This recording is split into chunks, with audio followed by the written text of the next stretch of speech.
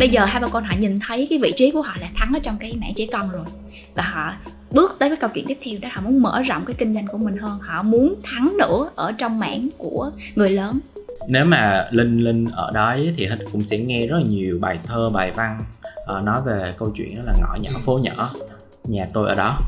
Thì câu chuyện nhà ở đây nó cũng mang rất là nhiều câu chuyện về văn hóa, về mặt cuộc sống nữa. Thì Huy nghĩ là đây là một cái insight mà Huy nghĩ là rất là phù hợp cho cái chiến dịch lần này. Và từ đó là Pepsi ngõ nó ra đời.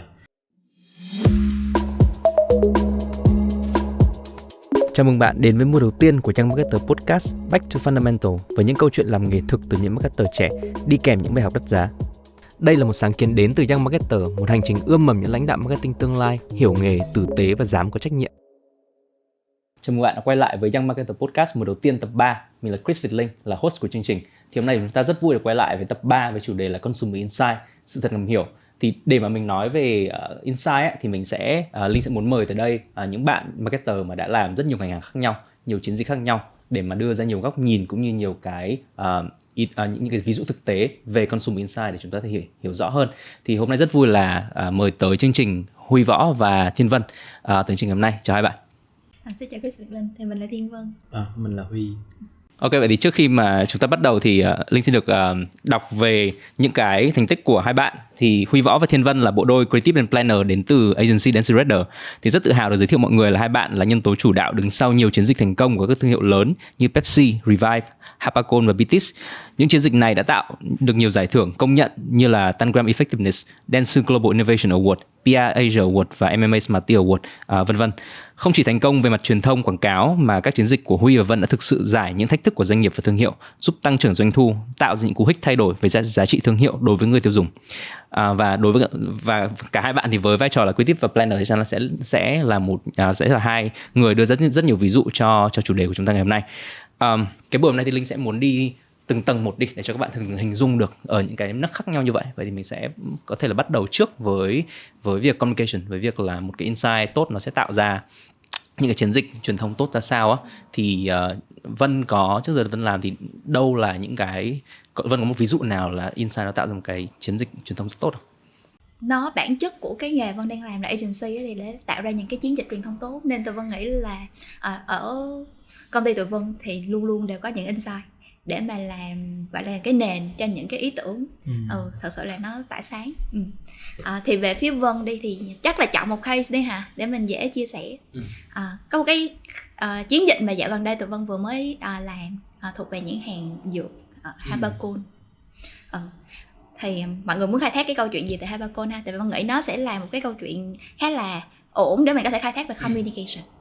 Linh nghĩ là Linh muốn ngành dược rất là hay, thì muốn xem là cái challenge, cái khó khăn của thương hiệu lúc đó cần giải quyết là gì, và từ đó thì cái insight là gì để giải quyết cái vấn đề đó. Ở trong cái ngành dược nói chung á, mà Habercon thì thật sự là một cái, nếu mà mình là bố là mẹ rồi thì mình sẽ biết cái vị trí của Habercon ở trong ngành. Thì Habercon là thật sự là một cái nhãn hàng đang là market leader. Đây là cái nhãn hàng dẫn đầu ở trong cái ngành hàng hạ sốt và giảm đau ở trẻ con. Thì cái ngành hàng nó hay ở chuyện á, là cũng là cái ngành hàng hạ sốt giảm đau, nhưng mà lại có rất là nhiều cái bạn đối thủ và sở hữu những cái đặc tính khác nhau, sở hữu những cái driver khác nhau ở trong ngành hàng ha. Như là sẽ có một bạn Panadol thì sẽ gọi là rất là mạnh mẽ trong câu chuyện gọi là giảm đau dành cho người lớn. Sẽ có bạn Efferalgan thì sẽ rất mạnh mẽ trong câu chuyện hạ sốt dành cho người lớn. Tuy nhiên á, mà khi mà nói về trẻ con á, thì trong người dùng chỉ có mỗi Habercon thôi. Và bây giờ Habercon họ nhìn thấy cái vị trí của họ là thắng ở trong cái mảng trẻ con rồi, và họ bước tới cái câu chuyện tiếp theo đó, họ muốn mở rộng cái kinh doanh của mình hơn, họ muốn thắng nữa ở trong mảng của người lớn. Vậy thì cái vấn đề dành cho thương hiệu đặt ra là vậy thì cái câu chuyện nào bây giờ mà mình có thể kể cho thương hiệu, mình có thể truyền thông cho thương hiệu mà nó vừa kết nối được cái vị trí dẫn đầu ở trong ngành trẻ con, mà vẫn có thể nói được cái sự quan trọng của Habercon dành cho người lớn trong cùng một câu chuyện. Thì đó chính là cái challenge đầu tiên khi mà tụi Vân nhận cái brief, nhận cái yêu cầu từ phía khách hàng. Thì để giải được cái challenge đó, thì tất nhiên mà khi nói về trẻ con và người lớn á, thì cuối cùng hai người đó gặp nhau ở đâu? Hai người đó gặp nhau trong cái gia đình, đúng không?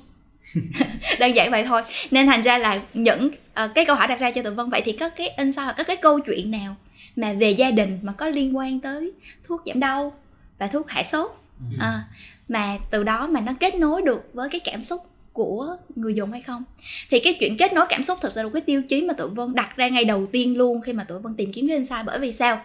Bởi vì những cái bạn khác trong ngành hàng á, thật sự nói những câu chuyện rất là functional, không có gì sai hết trong ngành hàng ha. Đó là một cái điểm hiệu quả trong chuyện truyền thông trong ngành hàng dược. Nhưng mà nếu mà mình muốn có một cái sự khác biệt thì tụi Vân thật sự mong đợi một cái câu chuyện mà nó có sự kết nối về cảm xúc hơn, lẫn với cả bố mẹ lẫn với cả con nít. Thì từ đó cái câu chuyện mà cả nhà Vân đã tìm ra mà cũng đồng ý với nhau thì đó là câu chuyện của một cái sự kết nối gia đình. Vậy thì cái vai trò của Habercon trong cái câu chuyện mà kết nối gia đình như thế nào? Thì có một cái sự thật rất là hay, dừng ở chuyện sự thật thôi ha, dù dám nói đó là insight. Thì đó là thật ra khi mà trẻ con hay là người lớn mà sốt ấy, hoặc là hay bị đau ấy, thì rõ ràng là mình không thể nào gọi là dành được một cái thời gian chất lượng bên gia đình của mình. Tưởng tượng nó con nít mà nó sốt một cái là nó khóc ơi là khóc. Ngay cả bố mẹ mình nhìn con khóc thế mình còn sót. Con khóc như vậy là con đã không có sức rồi đúng không? Mà bố mẹ nhìn con khóc như vậy, trời ơi thật sự là rất là sót. Thì làm gì còn cái thời gian mà tận hưởng cái niềm vui nữa. Tương tự như vậy, khi mà bố mẹ cảm thấy đau trong người, đau đầu, đau vai, đau cả cơ thể đi, thì mình cũng không thể nào mà thật sự dành trọn vẹn cái đầu óc cũng như là cơ thể của mình để chơi, để mà dành thời gian chất lượng với con. Và cái cơn đau, cơn sốt nó là một cái nhân tố, tụi Vân gọi là một nhân tố gây gián đoạn cái khoảnh khắc bên nhau của gia đình. Thì đó là cái truth mà tụi Vân tìm thấy về cơn sốt. Và thật sự cái truth đó nó có yếu tố cảm xúc hay không? Nó có. Cái người mà nghe cái câu chuyện đó họ cảm thấy gọi là cảm thấy mình ở trong đó hay không? Thật ra cũng có luôn, tại vì người bố người mẹ nào cũng sẽ luôn luôn nhận thấy rằng cái cơn sốt, cơn đau của mình và của con mình ảnh hưởng thật sự tới cái thời gian mình bên nhau. Thì tụi Vân thấy chatbot là bắt đầu nó có liên quan tới ngành hàng, nó có liên quan tới nhãn hàng, nó có liên quan tới cảm xúc của người dùng. Và nó thật sự nó là cái câu chuyện rất là dài hơi. Mình không phải chỉ nói được trong năm nay, mà từ câu chuyện đó mình có thể nói ra những năm sau. Bởi vì những cái khoảnh khắc bên nhau là một câu chuyện rất là rộng. Thì từ đó cái câu chuyện là Habercon, thuốc hạ sốt và giảm đau cho cả gia đình, thì sẽ là một cái nhân tố giúp cho cái niềm vui khoảnh khắc bên nhau của gia đình không bị gián đoạn. Thì nó là cái câu chuyện mà tụi Vân đã xây dựng lên từ cái sự thật đó. Thì đó là cái chuyện communication platform cho thương hiệu Habercon. Thì nếu mà nói dừng ở đó thôi thì ra cũng đã có một cái gì đó để mình có thể học được về câu chuyện mình nói gì rồi đúng không? Communication. Vậy thì nó cụ thể hơn ra sao? Có cái câu chuyện nào mà có thể dẫn tới cái chiến dịch mà nó hay, mà nó cảm thấy gọi là có cái sự chạm tới cái trái tim của người dùng hay không? Thì tụi Vân nhìn thấy được rằng cái insight đó có một cái câu chuyện rất là hay được diễn tả qua một cái bài hát vô cùng nổi tiếng của Việt Nam, là bài hát của Bố Là Tất Cả. Mọi người nghe bài hát đó đúng không? Bố là tàu lửa, bố là xe hơi, bố là con ngựa. Nhưng mà lúc bố mệt á, bố chỉ là bố thôi. Cái bài hát nó thật sự là nó trọn vẹn, nó gom lại và nó nói cái insight của Vân một cái tầng nghĩa mà nó thật sự rất là sâu sắc, mà ai cũng biết tới bài hát đó. Trong cái lúc mà chơi với con á, bố mẹ có thể là tất cả mọi thứ trên đời, một cái sân chơi mà con vô cùng ngưỡng mộ, vô cùng thích chơi cùng. Nhưng mà khi bố mẹ mà bệnh mất rồi, thì bố chỉ là bố thôi, cái niềm vui nó không còn nữa. Thì dựa trên đó thì tụi Vân khai thác ra một cái chiến dịch ở đằng sau đó, dựa trên chính cái nền tảng, cái insight từ cái gốc của thương hiệu mà vừa mới nói, cộng với cái chuyện mà một cái bài hát, cái insight đi sâu vào văn hóa thông qua cái bài hát Bố Là Tất Cả, và đưa ra cái chiến dịch Habercon, thuốc hạ sốt giảm đau nhanh, để cho niềm vui gia đình không bị gián đoạn, để bố có thể tiếp tục là chiếc phi thuyền được con bay vào không gian, để bố có thể là chiếc tàu lửa con thoải mái con chơi, để bố luôn là con ngựa mà con sẵn sàng vui để cưỡi, để cái giây phút mình bên nhau luôn luôn diễn ra, luôn luôn không bị gián đoạn. Thì đó là cái câu chuyện của Habercon. Thì tụi Vân vẫn dự kiến là sẽ phát triển tiếp cái nền tảng insight này trong những năm tiếp theo. Linh nghĩ đây câu chuyện dài. Linh cũng có xem cái campaign đấy á. Linh rất thích cái việc là mọi người sử dụng những gọi là những cái lời bài hát để mà đưa lên vào KV. Thì Linh rất là thích cái bộ KV đó. Cái Linh hơi băn khoăn khi mà Linh nhìn vào chiến dịch, Linh muốn hỏi thêm là cái lúc mọi người nghĩ ra insight đó thì, hoặc là ngay cả khi mọi người chạy xong campaign đi, thì làm sao mọi người biết được đấy là một cái insight đúng, hoặc đấy là một cái insight nó hiệu quả? Tụi Vân nghĩ là rất dễ để biết câu chuyện cái insight đó, cái chiến dịch đó có hiệu quả hay không khi mà mình dựa vào cái chỉ số tương tác cũng như là cái cảm xúc của người dùng khi xem. Thì thật ra là bởi vì mình đang làm tụi Vân đang làm trong cái nhãn hàng trong ngành dược nên họ khá là thận trọng. Nên một khi mà tụi Vân ra được cái câu chuyện insight đó và đưa ra được một cái câu chuyện về mặt hình ảnh và story á, thì cái chuyện đầu tiên làm không phải đi production, không phải đi sản xuất, là chuyện đầu tiên làm là cầm cái concept đó đi test. Thì thật ra lúc đó là có test 2 câu chuyện. Nhưng mà cái câu chuyện rõ ràng là cái câu chuyện nó có insight, câu chuyện có cảm xúc mà Vân vừa kể, thì nó được một cái sự chấp nhận, chào đón từ phía người dùng hơn. Đó, thì mình có cái sự tự tin nhất định rồi. Và người dùng nói gì, thật sự là cái phản ứng của người dùng thật sự rất là tích cực. Họ xem cái bản demo thôi mà họ đã bảo là lần đầu tiên chị xem một cái quảng cáo của ngành dược mà chị thấy không bị sợ. Chị thấy nó không có nhiều bệnh tật. Chị thấy lúc mà gia đình mình ăn, mình mở cái quảng cáo này lên, hoặc cái quảng cáo này vô tình chạy trúng mình, thì mình vẫn phải thoải mái khi mình xem nó. Và cái câu chuyện sản phẩm thực sự nó rất là rõ ràng trong cái câu chuyện đó. Hình ảnh sản phẩm thì cái chuyện đó mình vẫn phải đảm bảo cái sự xuất hiện của thương hiệu rồi, và họ nhận ra được cái thương hiệu của mình, một cái thương hiệu rất quen thuộc với họ, xuất hiện trong một cái quảng cáo tiếp cận gia đình họ một cách rất là tình cảm, rất là nhẹ nhàng, và không hề đáng sợ chút nào. Và họ phản ứng như thế. Linh đồng ý ạ, tại vì Linh muốn hỏi câu hỏi đấy với bạn ấy, thì Linh nghĩ cái beauty, cái hay nhất của cái dự án đấy là khi mà mình tạo ra insight thì ngay lập tức là mình có rất nhiều những execution, những cái treatment, đúng không, của creative để mình có thể tạo ra. Ví dụ là Linh nghĩ cái brilliant, cái thứ thông minh nhất là mình sử dụng những câu hát của thiếu nhi. Thì ngày xưa thì Linh từng nghe ở đâu là một cái insight tốt nó sẽ tạo rất nhiều room, rất nhiều những cái idea từ cho phía creative. Thì bên cạnh việc là mình có thể làm testing concept, testing mọi thứ, đúng không, thì Linh nghĩ là Linh muốn add on cái point view của Linh là một cái insight tốt maybe nó sẽ tạo rất nhiều room, mà khi mà mình nhìn thấy một cái proposal từ phía team creative, mình rất nhiều idea hay, rất nhiều những cái mình có thể apply được, thì Linh nghĩ đấy là một cái signal đi, tạm thời gọi là một cái signal là ok, maybe mình đi đúng hướng, và thì đấy sẽ là một cái add on. Mà đặc biệt cái chuyện ở đây, tại vì Vân nghĩ là sử dụng âm nhạc để làm một cái quảng cáo thật sự là câu chuyện không mới. Nhưng mà tại sao lúc đó tụi Vân vẫn chọn cái cách này, sử dụng một cái bài hát mà nhiều người đã biết? Bởi vì chính cái bài hát đó rất nhiều người biết. Cái bài hát đó nó có một cái giá trị, mà đây một cái gốc insight bé hơn thôi về chuyện thực thi thôi, là tại sao vẫn nhất chọn cái bài hát đó.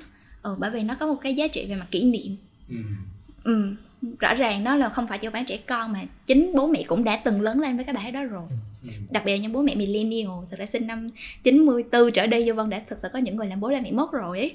Họ cũng lớn lên trong cái bài hát đó, đúng không? Và họ cũng đã là trẻ con, họ cũng đã mong ước được chơi với bố với mẹ mình như vậy. Và bây giờ họ đang là bố là mẹ, và con của họ cũng mong ước được chơi với họ như thế. Cái giá trị kỷ niệm nó kéo dài từ thế hệ của bố mẹ sang thế hệ của con cái. Và bởi vậy nên người bố người mẹ họ xem cái quảng cáo của mình đó, thì họ cảm thấy click ngay đó. Con nghĩ đó là cái giá trị của chuyện tìm ra được cái insight đúng, và một cái insight đúng nó sẽ có những cái giá trị hay hơn ở sau đó, liên quan tới kỷ niệm, liên quan tới tình cảm, mà thế hệ nào nghe cũng cảm thấy mình thích. Vậy là về mặt lý thuyết mình thì gọi đó là insight platform, đúng không? Thì Linh sẽ tóm tắt lại một cái cho các bạn. Ok. Vậy thì insight platform sẽ phải nó là cái insight, nó là một cái sự thật ngầm hiểu mình có thể sử dụng trong rất nhiều năm để brand có thể activate, brand có thể là tạo ra nhiều giá trị cho consumer. Nhưng mà vì sao nó có thể đưa được nhiều năm, thì với point view của những các bạn young marketer ở đây, thì nó sẽ động vào những cái territory mà mình ở trên đó mình có thể có rất nhiều hoạt động, rất nhiều những cái idea, những cái hướng khác nhau để mình phát triển cho hoạt động đó. Ví dụ như là ở Hypercon chẳng hạn, thì Insight Platform nó sẽ động trên territory là những khoảnh khắc mà gia đình sẽ chơi cùng với nhau. Thì nó có thể là rất nhiều những hoạt động, rất nhiều những cái khoảnh khắc, rất nhiều cảm xúc. Thì đó nó sẽ là một cái dấu hiệu để mình biết là ok, đây là một cái Insight Platform, là một cái nền tảng insight để dùng trong nhiều năm cho thương hiệu của mình.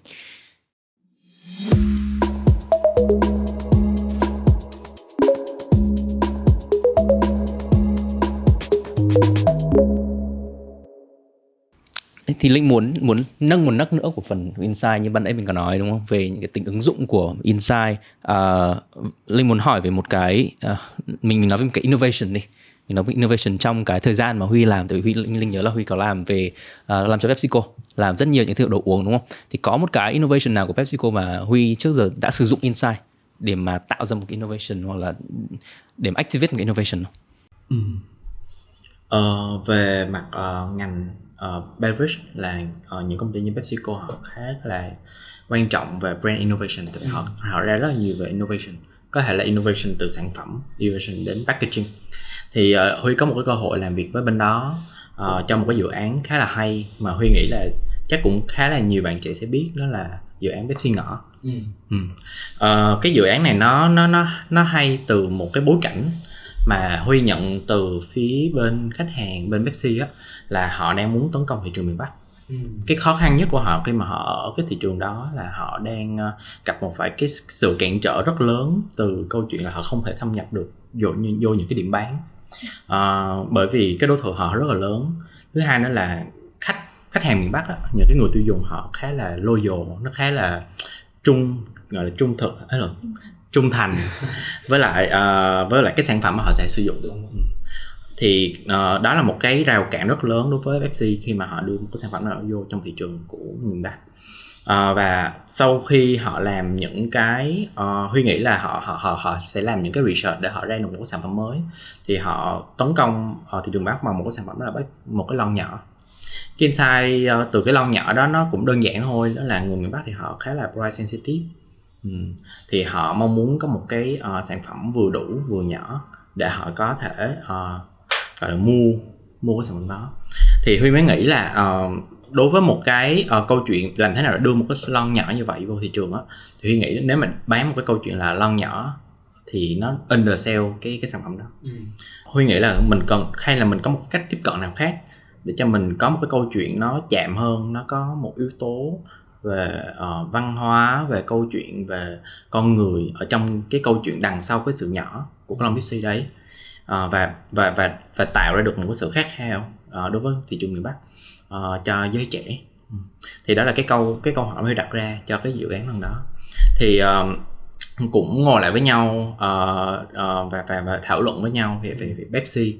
Nhưng mà cái chữ hồi nãy chị Vân dùng là territory của Pepsi là gì, đâu là cái platform mà Pepsi họ hay sử dụng. Thì Pepsi is all about the socialization, là những cái buổi gặp gỡ bạn bè, là những cái buổi gọi là cùng nhau ngồi lại với nhau. Thì và Huy mới nhìn vô cái socialization đó, cái platform đó, thì Huy mới nghĩ là những người Bắc, giới trẻ người Bắc họ làm gì trong cái câu chuyện đó. Mình là người miền Nam thì mình biết rất là rõ người miền Nam luôn, tức là muốn gặp gỡ bạn bè hay gì đó mình sẽ đi cà phê nha, và mình bắt đầu phơi, Huy dùng từ là phơi mặt ra ngoài đường. Ở đây á, nếu mà mọi người thấy được cái văn hóa người miền Nam á, họ sẽ lê la hàng quán ở ngoài đường nè, họ ăn những cái đồ ăn ngoài đường nhiều. Thì người Bắc họ lại có một cái gì đó ngược lại, tức là Huy đi nghiên cứu hoặc là Huy đi coi những cái câu chuyện của gọi là socialization của người Bắc. Họ chọn những cái nơi là đầu tiên là họ chọn ăn. Thường miền Bắc họ hay rủ là gặp nhau là họ sẽ gọi là đi ăn đi. Rồi thứ hai á, là họ ăn á, thì họ cũng không ăn nhà hàng sang trọng gì, họ lại lê la, họ lại len lỏi trong những cái con ngõ, ở ngoài Bắc hay dùng từ ngõ, vô những cái con ngõ, rồi họ tìm những cái quán rất là nhỏ. Hồi đó Huy có hỏi tại sao là họ hay ăn chỗ đó, thì họ mới nói là ở chỗ đó nó thực sự là ngon. Thật ra ngoài Bắc thì họ có gu nên ăn những chỗ đó rất là ngon, và họ chọn những cái chỗ như vậy. Rồi even là họ ngồi ở những cái bàn đó cũng không giống nhà hàng, đó bàn rất là nhỏ. Và có even là Huy thấy có một cái cảnh đó là họ dùng cái ghế đẩu họ làm cái bàn luôn. Thì tất cả mọi thứ nó rất là nhỏ, bàn nhỏ, phố nhỏ, ngõ nhỏ. Vô tình Huy thấy nó là một cái gì đó, nó có một sự liên kết với lại cái lon của mình là Pepsi và Pepsi nhỏ. Thì nó vô hình tạo ra một cái Huy nghĩ là nó một cái physical space cho cái lon đó. Nó vừa hoàn hảo ở trong cái bối cảnh đó, ở một cái nơi mà người trẻ họ socialize với nhau, họ cùng nhau ăn uống, cùng nhau trò chuyện, cùng nhau gặp gỡ, và Pepsi có thể sẽ trở thành một phần của cái văn hóa đó. Nhưng mà khi mà đi sâu hơn và suy nghĩ nhiều hơn về ngõ, thì Huy lại thấy nó có một cái nền tảng sâu hơn nữa về mặt văn hóa nữa. Ngoài Bắc á, thì đối với họ sống trong ngõ rất là nhiều. Tại vì có thể là họ sống nhiều với nhau ở trong những cái con ngõ, họ xây dựng những cái ngôi nhà trong ngõ nhiều. Và người trẻ khi mà từ nhỏ đến lớn á, họ bắt đầu chơi trong ngõ, họ chơi với nhau trong ngõ, họ ăn trong ngõ, họ uống trong ngõ, even là họ ngủ trong ngõ, và tất cả mọi thứ hoạt động của họ đều sẽ ra trong ngõ. Và ngõ nó trở thành một cái giá trị văn hóa, đặc biệt là ở người miền Bắc rất là mạnh mẽ. Và Huy nghĩ là đây là một cái nơi mà mình vừa giải quyết được câu chuyện gì, câu chuyện sản phẩm nhỏ ha, từ một cái product truth đó là nhỏ, nó vừa y với là những cái câu chuyện rất là physical space, một cái functional là một cái bàn ăn nhỏ, một cái nơi mà socialize của những giới trẻ. Nhưng mà vô hình chung nó lại tạo ra một cái nét văn hóa rất là đặc trưng của người miền Bắc, đó là cái con nhỏ. Nếu mà Linh ở đấy thì cũng sẽ nghe rất là nhiều bài thơ, bài văn nói về câu chuyện đó là ngõ nhỏ, phố nhỏ, nhà tôi ở đó. Thì câu chuyện nhà ở đây nó cũng mang rất là nhiều câu chuyện về văn hóa, về mặt cuộc sống nữa. Thì Huy nghĩ là đây là một cái insight mà Huy nghĩ là rất là phù hợp cho cái chiến dịch lần này. Và từ đó là Pepsi ngõ nó ra đời.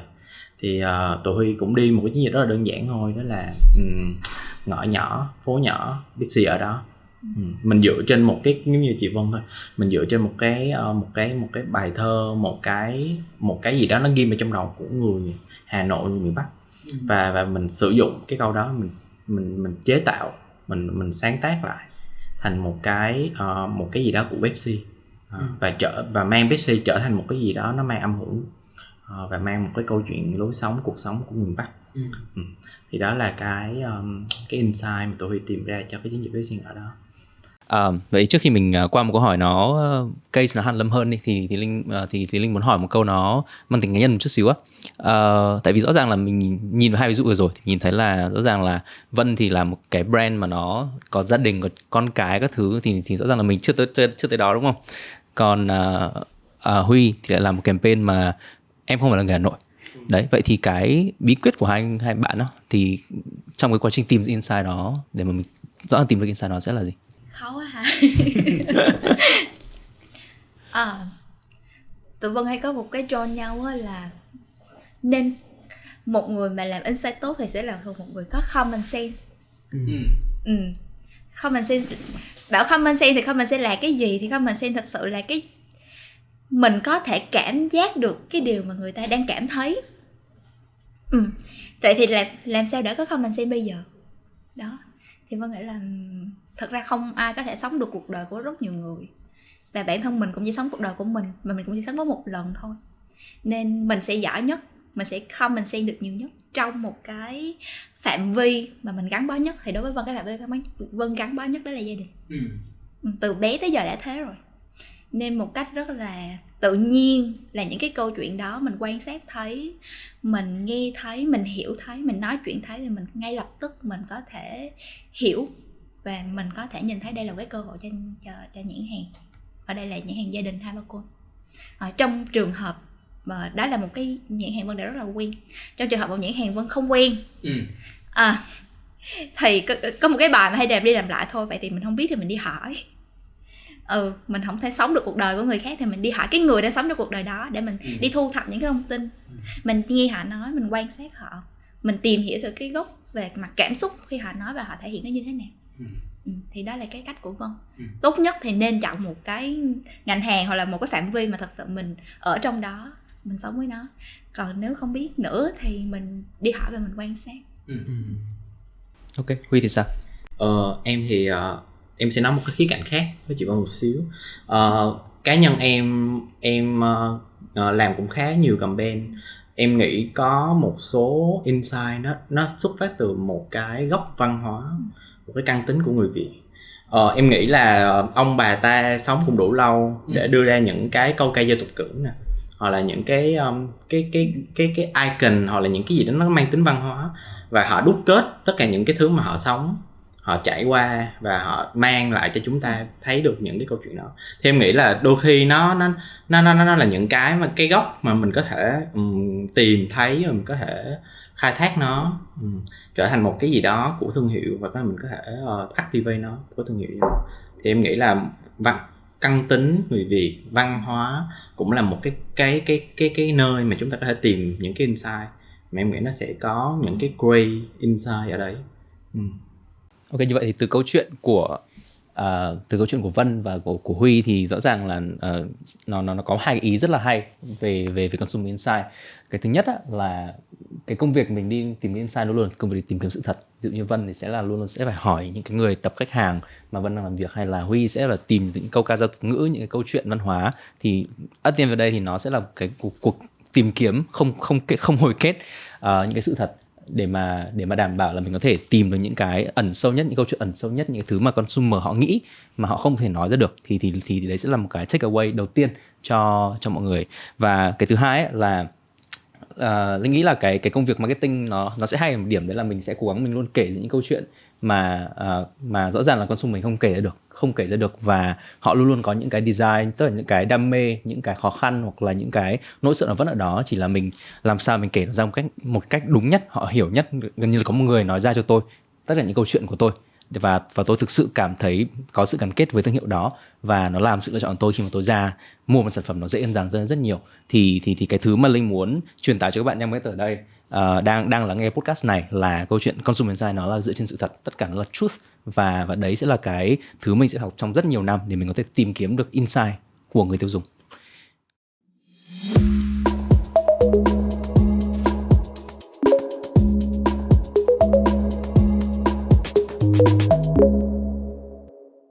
Ok, vậy thì mình sẽ quay lại một cái ví dụ cuối cùng đi. Mình nói một cái ví dụ cuối cùng đi về mức cao nhất, đấy là một cái insight nào giúp doanh nghiệp có thể mở rộng được ngành hàng của mình, tạo ra một cái ngành hàng hoàn toàn mới.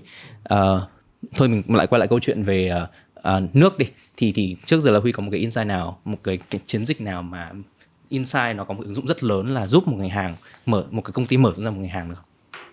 Để nói về cái insight for category expansion thì Huy cũng có một cái case mà có cơ hội làm với Ân, một người đồng nghiệp của Huy, trong một chiến dịch đó là Revive Everyday is a Sport. Thì một cái case này khá là đặc biệt và nó khá là challenging từ brief của khách hàng.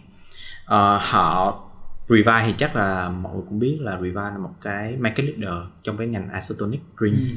Họ đã đạt một cái ngưỡng mà họ không biết là sẽ grow như thế nào nữa rồi.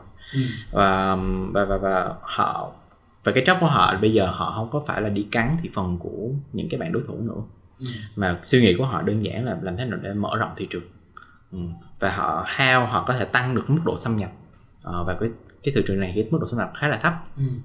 Và câu hỏi đặt ra là làm thế nào họ có thể tăng được cái mức độ xâm nhập thị trường để mở rộng được cái miếng bánh thị trường này ra. Thì đó là cái câu hỏi của khách hàng họ đặt mình. Thì lúc đó Huy với Ân thì cùng nhau bàn luận với nhau và find out những cái câu chuyện về một cái thế hệ mà Huy nghĩ là bây giờ mọi người cũng phải thấy là một cái thế hệ rất là mới, một thế hệ rất là năng động. Tụi Huy gọi là generation rất active. Thì thực tế đó, chúng ta thấy được là cuộc sống bây giờ những cái thế hệ năng động như vậy họ có nhiều cái cuộc là vận động tay chân rất là nhiều. Ví dụ tiêu biểu là chơi TikTok, chơi rất là mệt. Mà cái đó là hơi xa thôi, nhưng mà mình có thể thấy là mình đi siêu thị nè, mình nâng đồ nè, mình lau nhà nè, rồi mình chạy rượt đuổi xe buýt để bắt được kịp xe buýt nè, rồi mình có rất là nhiều hành động mà lúc đó mình cảm thấy là mình có những cái triệu chứng, ví dụ là đổ mồ hôi, mất nước, mất khoáng, rồi mình cảm thấy là mình bị mệt đi. Thì Huy nghĩ là cái kiểu đó những cái hoạt động nó kind of exercise thôi, nó như là những cái bữa tập luyện hàng ngày thường xuyên của mình. Và cũng là cái lúc đó chúng ta cũng cần một cái thứ mà Huy nghĩ là hơn cả nước. Thì đó là lúc mà tụi Huy ngồi discuss với nhau rồi cái proposition của cái đợt đó là Beyond the Water, chính là Revive. Và Huy nghĩ cái insight đó là một cái truth mà Huy nghĩ là nó đúng. Và Huy phải, nhưng mà mình phải nói nó trong một cái ngôn ngữ của Revive. Tại vì Revive á, thì mọi người luôn cho nó là một cái thức uống dành cho thể thao. Và từ đó tụi Huy mới twist cái truth đó một xíu và đưa nó vào một cái ngôn ngữ của Revive. Thì từ đó ra được cái câu đó là Everyday life is a sport. Có thể là bạn xách hai cái giỏ đi chợ, giống như là bạn nâng hai cục tạ vậy đó. Bạn chạy rượt xe buýt giống như bạn đang chạy marathon, hay là bạn leo lên lâu kiến giống như bạn đang leo núi. Đó, thì Huy nghĩ là mình đưa ra một cái sự so sánh gọi tương đồng giữa công việc hàng ngày của bạn và một cái bộ môn thể thao, để cho họ thấy là họ cũng mất nước, họ cũng đuối, họ cũng cần nước, cần khoáng, và lúc đó họ sẽ cần một cái nhu cầu mới, đó là cần một cái isotonic drink. Thì từ đó là mình cũng mở rộng ngành hàng của mình ra. Mình không chỉ phục vụ cho những người thật sự là chơi thể thao nữa, họ không phải là đánh tennis mới được uống Revive, mà họ cũng sẽ là lau nhà xong mình mệt quá, chạy ngoài đường xong mình đuối quá, thì mình sẽ sử dụng một cái sản phẩm đó là Revive. Thì đó là một cái insight mà tôi nghĩ là đã build up cho cái category expansion. Cái thành công của Revive Everyday Life Esports thì nó đương nhiên nó crack được một cái challenge của cái brand, đó là tăng được cái penetration. Nhưng mà là một cái insight, họ sẽ giúp cho một cái người tiêu dùng, một cái perception họ được thay đổi, họ được chuyển dịch. Ngày trước thì họ chỉ nghĩ là Revive dành cho một cái người thật sự là tập thể thao. Thì bây giờ họ nghĩ là những cái ngày hoạt động của tôi mà có vận động, có active, thì tôi sẽ cần một cái thức uống như vậy. Thì mình đã shift được một cái perception, một cái behavior của người tiêu dùng về câu chuyện của thức uống của mình. Và từ đó mình giải quyết được vấn đề category đang bị đóng khung, đang bị gọi là chưa có được mở ra. Thì mình từ đó mình mở ra được cái thị trường của mình. Như vậy là vừa rồi chúng ta đã đi qua rất nhiều ví dụ cụ thể của từng cái ứng dụng khác nhau của Insight, thì Linh nghĩ là đã cho các bạn một cái nhìn khá là toàn diện về Insight rồi. Thì mình sẽ gần tới phần cuối mình sẽ nói những câu chuyện nó personal hơn một chút xíu. Thì cái câu hỏi khi mà mình nói chuyện với nhau đó giờ thì Linh thấy là việc đi tìm insight nó là một cái sứ mệnh rất là cao cả của marketer, đúng không? Của ngành marketing mình, đúng không? Việc đi tìm sự thật để mình có thể là tìm ra được một góc cạnh của nó, mình tạo ra một cái sự thay đổi rất tốt trong cuộc sống người tiêu dùng của mình. Vậy thì cái Linh muốn hỏi là có một cái insight nào mà hai bạn rất là tâm đắc và nó thực sự có ý nghĩa khi mà các bạn làm nghề không? Nếu mà nói câu chuyện một chiếc insight ý nghĩa thì trong đầu Vân thì nghĩ tới một chiếc campaign ý nghĩa, một cái chiến dịch, một cái dự án ý nghĩa nhiều hơn. Thì cái dự án mà thật sự mà Vân cảm thấy ý nghĩa, mình đã từng làm BTS mà trẻ con, cái dòng BTS trẻ con, BTS Kids ấy, nó có cái chiến dịch, một cái dự án là boy game cờ cổ tích. Thì kể nhanh cho mọi người nghe thôi, thì tại sao nó có ý nghĩa? Thật ra Vân nghĩ đó là lần đầu tiên mà Vân được đứng một cái vai trò gọi là mang tính cũng quan trọng để mà mình có thể quyết định từ cả cái briefing, đặt ra cái tự đặt cái challenge cho mình, tự đặt ra cái câu chuyện, mình tìm insight, mình tự là người có thể bước vào và thực thi từng cái giai đoạn ở trong dự án đó. Và thật ra cái insight trong câu chuyện đó thật sự nó ý nghĩa rất nhiều, bởi vì nó không phải chỉ là thứ mình nói ra, mình truyền thông, làm video như là những cái chiến dịch trước đó mà Vân đã làm, mà thật sự mình có một cái asset mới, một cái mà hay bảo là không phải là video nữa thì làm gì bây giờ. Thì Vân thật sự là có một cái bộ trò chơi mùa Tết để mà trẻ con có thể, ba mẹ có thể cùng chơi với trẻ con trong nhà. Và từ cái bộ trò chơi đó, nó không phải chỉ là chơi cho vui và gắn kết không, mà nó còn kèm được cái cơ hội mà người lớn trong nhà có thể dạy cho con nít về những cái câu chuyện về văn hóa dân gian Việt Nam. Nơi mà đó là một cái câu chuyện mà BTS Kids, BTS trẻ con rất là muốn kể. Sâu xa hơn về cái câu chuyện insight gì đã khiến cho tụi Vân ra được cái trò chơi đó, thì có một cái discussion vui thôi là thật ra cả năm trong năm của mình, lúc nào mình cũng muốn hướng về phía trước, tiến tới tương lai, nói chung là tương lai hạnh phúc vân vân, thì nó là câu chuyện trong năm. Nhưng mà khi mà tới Tết á, thì nó lại là cái mùa gọi là mình trở về quá khứ, mình trở về với những cái giá trị mà truyền thống, giá trị văn hóa nhất của một mùa.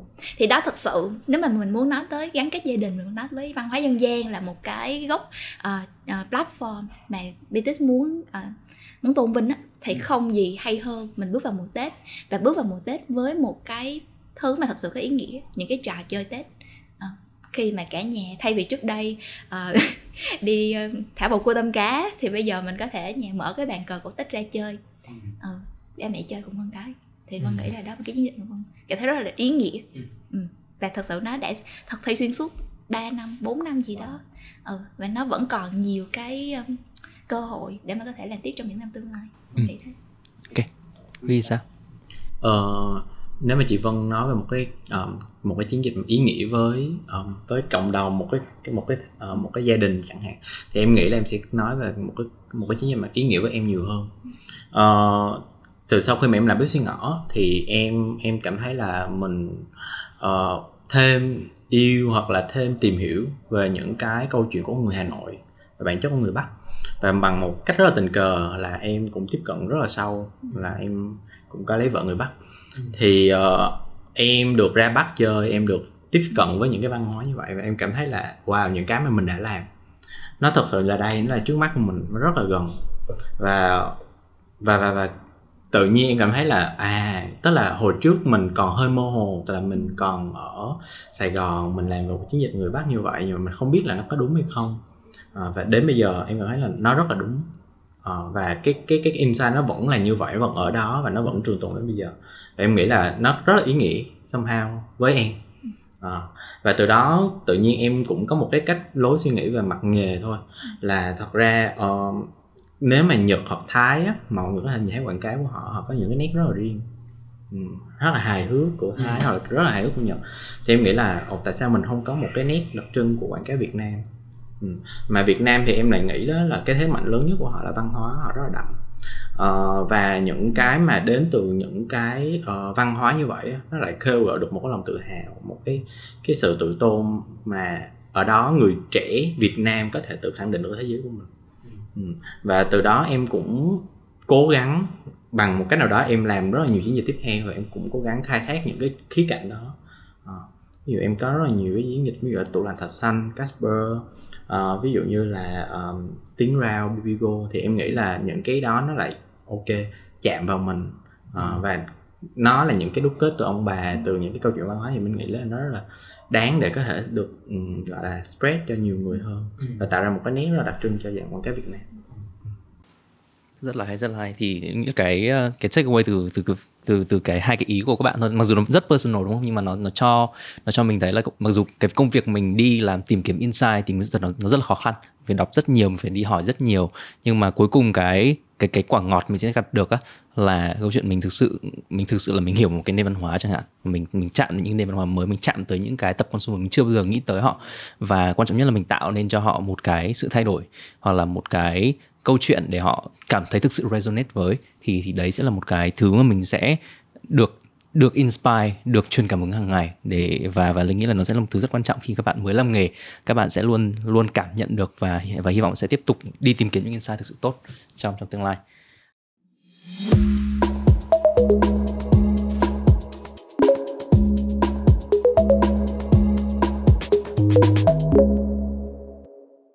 Các young marketer thì Linh sẽ luôn hỏi một câu hỏi là nếu như mà được quay lại thời gian và thay đổi một thứ các bạn từng làm trong quá khứ về marketing nha, thì các bạn sẽ thay đổi điều gì? Chắc thôi lần này cho Huy trước đi. Về mặt thay đổi thì thật ra cũng không biết là sẽ thay đổi gì, nhưng mà ví dụ như phải trả lời câu hỏi này thì ví dụ như là job vẫn là cái job bếp xi ngõ. Thật ra khi mà Huy làm cái job bếp xi ngõ, Huy đi hỏi nhiều người, nhưng mà thật sự là Huy hỏi thôi và Huy biết thôi, chứ thật sự không có sống với nó. Nên lúc mà mình làm á, mình đưa những cái assumption người Bắc như vậy, người Bắc như kia. Lúc mà mình đưa cái câu chuyện của bún mắm cháo chửi á, thật ra Huy cũng hỏi nhiều người và họ kêu là thật ra cái đó là một cái thứ xấu xí của người Bắc á, mà tại sao lại highlight lên như vậy. Nhưng mà lại một câu chuyện đó là Huy dẫn vợ đi ăn ở một cái quán thật sự là cũng bị chửi như vậy. Nhưng mà thật ra là Huy nhìn xung quanh, những người Bắc xung quanh đó, thì họ lại cảm thấy là đây là cái văn hóa của họ cảm thấy rất bình thường. Thì Huy nghĩ là đó một cái mà Huy nghĩ là đạt được ở trong cái clip đó. Nhưng mà có những cái khác ở trong clip thì Huy cảm thấy là mình có thể, nếu mà được cơ hội làm lại, hoặc là có một khoảng thời gian nào đó mình sống ở ngoài Bắc Hà Nội nhiều hơn, thì mình sẽ làm được cái clip đó nó resonate hơn, nó thể hiện được cái tinh thần của cái lon nhỏ, bếp xi nhỏ, và người Bắc họ coi họ sẽ cảm nhiều hơn. Ok, Tớ Linh hiểu là thay vì việc là ngồi trong này làm sẽ là bay ra ngoài đó ngồi 3 tháng ở Hà Nội làm đúng không? Sống ở trong nhà Hà Nội, đi ăn cháo chỉ phở chỉ hàng ngày đúng không? Ok. Vân thì sao? Vân nghĩ là có một chiếc campaign mà Vân cũng hơi tiếc. Hồi lúc Vân còn làm cho Beauty for Women, dòng giày nữ.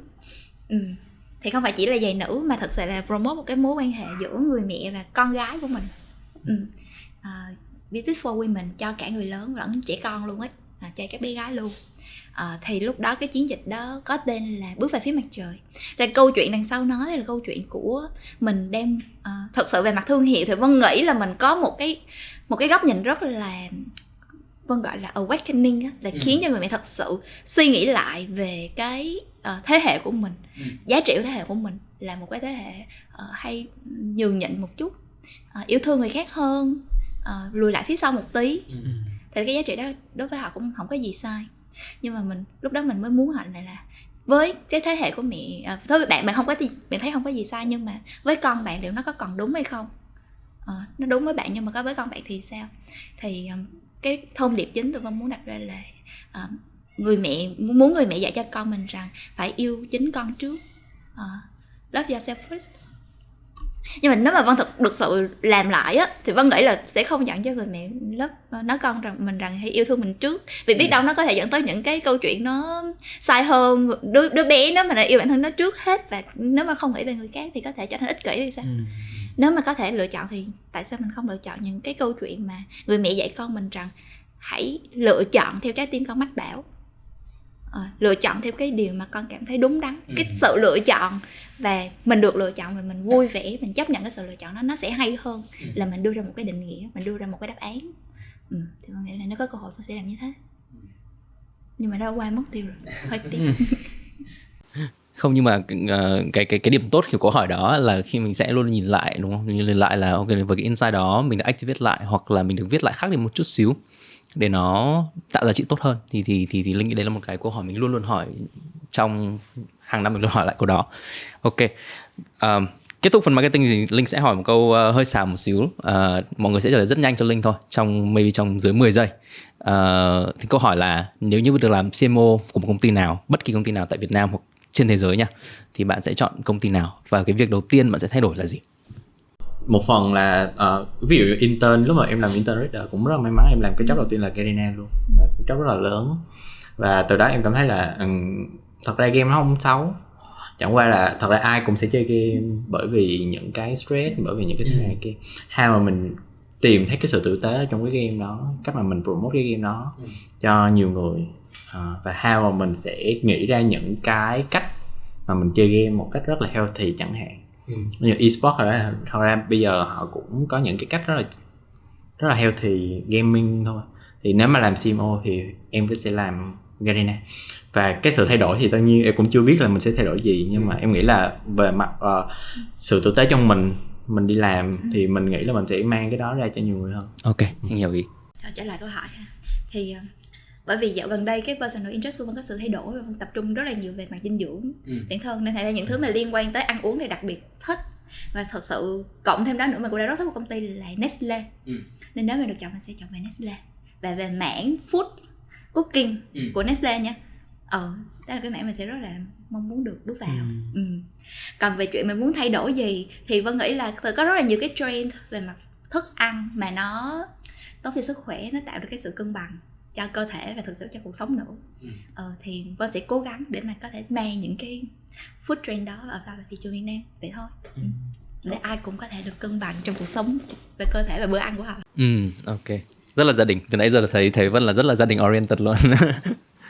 Ok, vậy thì rất là cảm ơn hai bạn đã tham gia cái buổi trò chuyện về Insight. Linh nghĩ là một cái buổi nó rất là thực chiến luôn. Mình nói chuyện rất nhiều về những cái ví dụ cụ thể mà Linh nghĩ là trước giờ Linh chưa từng thấy một cái chương trình, một cái video nào mà nói về Insight nó cụ thể đến mức như vậy. Thì Linh nghĩ là nó sẽ là một cái rất hữu ích cho các bạn. Thì rất là cảm ơn Vân và rất là cảm ơn Huy đã tham gia buổi trò chuyện ngày hôm nay. Thì hẹn gặp lại các bạn vào trong mùa sau ha. Xin cảm ơn Linh đã mời.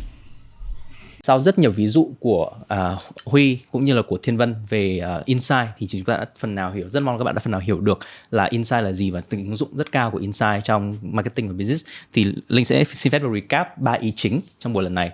Cái đầu tiên là định nghĩa về Insight. Insight là sự thật dựa trên sự thấu hiểu người tiêu dùng, dựa trên những cái điểm chạm của chúng ta, sự thấu hiểu của chúng ta về những cái nỗi sợ, những cái niềm mơ ước và những cái desire, những cái mong muốn của người tiêu dùng, để từ đó tạo ra được một cái chỗ mà thương hiệu có thể nhảy vào, tạo nên sự kết nối với người tiêu dùng và tạo nên những cái giá trị về marketing và kinh doanh. Thứ hai là market insight nó sẽ có rất những tính hiệu rất cao và gần như nó là cái trung tâm, gần như là một cái centralize của toàn bộ hoạt động marketing. Ứng dụng của insight có thể dựa trên là tạo nên những cái chiến dịch truyền thông, những cái communication, kể ra những câu chuyện rất hay, những cái câu chuyện rất là chạm với người tiêu dùng, nhưng mà cũng có thể là tạo ra những innovation, tạo ra những cái sản phẩm mới, hoặc thậm chí là có thể mở ra được cả một ngành hàng, activate được cả một ngành hàng. Nên là cái công cuộc tìm kiếm insight nó sẽ là một công việc rất quan trọng của marketer. Thứ ba là nó là một thứ mà dựa trên những ví dụ của Huy về Pepsi hay là của Thiên Vân về Habaco thì mình đều nhận thấy là insight là dựa trên sự thật. Toàn bộ insight nó là công cuộc tìm kiếm sự thật. Mình phải tìm kiếm cái sự thật mà ở đó consumer họ không thể nói ra được, hoặc là họ rất khó để có thể họ tạo nên một câu chuyện họ có thể kể ra. Thì marketer sẽ là người sẽ hiểu cái sự thật đó và kể một câu chuyện, và để mà có thể chạm được tới consumer và từ đó tạo ra một cái sự thay đổi nó có giá trị lớn và rất là positive trong cuộc sống của người tiêu dùng. Thì đấy sẽ là 3 cái key takeaway của buổi ngày hôm nay. Cảm ơn các bạn đã quan tâm và theo dõi trang Marketer Podcast tuần này. Hẹn gặp lại các bạn vào 11 giờ thứ 7 tuần sau tại trên các nền tảng YouTube, Facebook, Apple Podcast và Spotify. Xin chào và hẹn gặp lại.